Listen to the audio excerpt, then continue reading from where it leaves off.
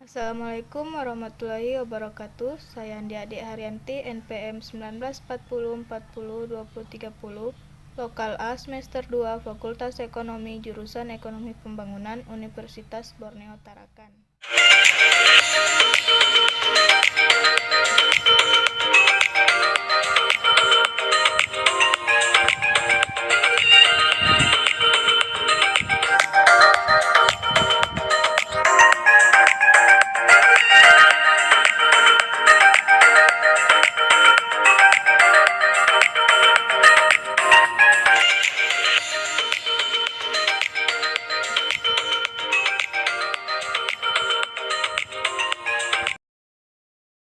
Ada 3 teori tentang masuknya Islam ke Indonesia, yaitu Persia atau Iran, teori Gujarat atau India, dan Arab.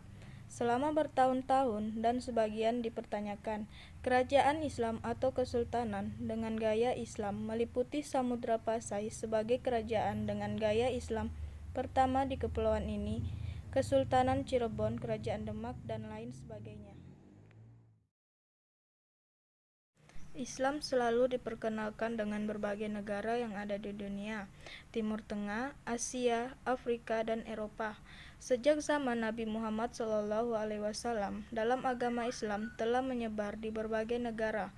Bahkan setelah kematiannya pada tahun 632 Masehi, syiar dari agama Islam terus dilakukan dengan para khalifah dan para pemimpin lain dari dinasti Islam.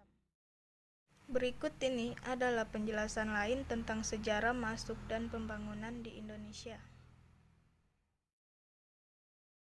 1. Teori Arab. Teori ini telah didukung oleh para sejarawan Muslim yaitu Profesor Hamka yang telah mengatakan bahwa agama Islam datang ke wilayah Indonesia pada abad pertama dalam Hijriah, yang datang langsung dari Saudi sekitar abad ke-7 sampai 8 Masehi. Telah didukung dengan jalur pelayaran yang sibuk dan internasional jauh sebelum abad ke-13 melalui Selat Malaka yang menghubungkan dinasti Tang di Cina atau Asia Timur, Sriwijaya atau Asia Tenggara, dan Umayyah Asia Barat. 2. Teori Gujarat.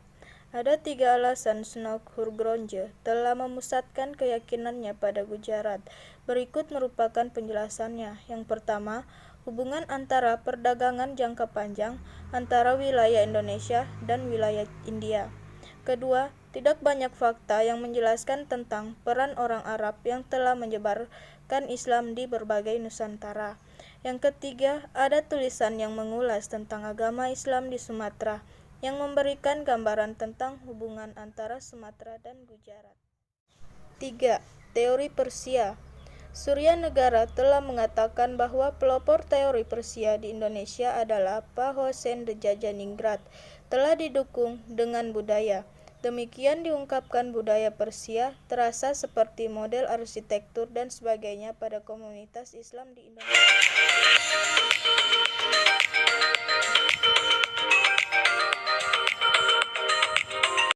Agama Islam yang telah memasuki wilayah Indonesia tentu saja dapat mengubah budaya di Indonesia. Budaya lokal yang sudah ada di Indonesia sejak lama mulai berubah dengan adanya budaya Islam. Pada saat itu, agama dalam agama Islam di wilayah Indonesia mudah diterima karena memiliki beberapa faktor yang memungkinkan. Ajaran dalam agama Islam begitu sederhana, mudah dipahami, dan mudah untuk diterima. Untuk memeluk agama Islam sulit, karena hanya 2 kalimat pengakuan iman adalah "Aku bersaksi bukan Tuhan selain Allah" dan "Aku bersaksi bahwa Muhammad adalah utusan Allah". Upacara dalam agama Islam begitu sederhana dan tidak sulit.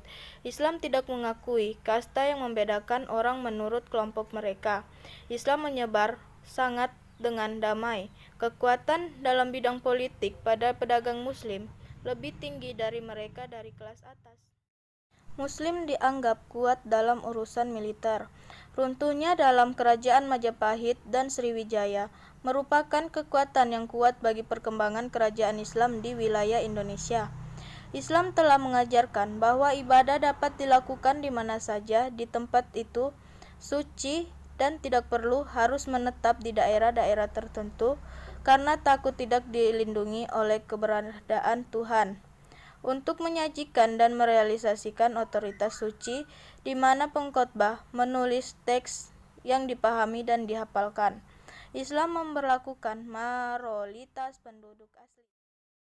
Pengkhotbah pandai menyembuhkan obat, sangat populer di kalangan masyarakat adat. Tidak hanya ditawarkan oleh para pendatang agama Muslim dan pedagang Muslim, tetapi menempuh perjalanan waktu, kerajaan Islam bangkit dan mencapai masa kejayaan mereka. Banyak masjid dan musola telah didirikan sebagai tempat ibadah di berbagai tempat. Kerajaan Islam pertama yang didirikan di Indonesia adalah Kerajaan Samudra Pasai dengan Sultan Malik As-Saleh sebagai sultan pertama.